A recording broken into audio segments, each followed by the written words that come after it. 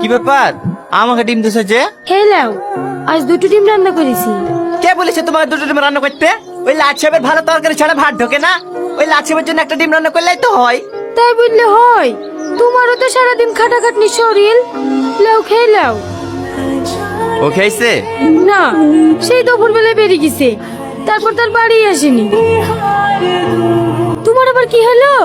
হাত দিছো যে? আগে দেখি আসি সে কুকুরটা কোথায় গেছে।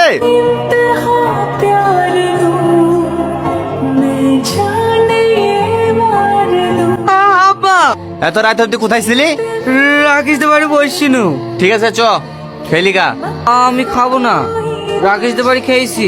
এই, তুই লোকের বাড়ি খেয়ে এসছি, তোর বাপ যে তোর লেগে সারাদিন না খেয়ে বসে আছে। আব্বা তুমি খাওনি? না, চ তোর বাপের সাথে বসে চাইতে খেলি গা।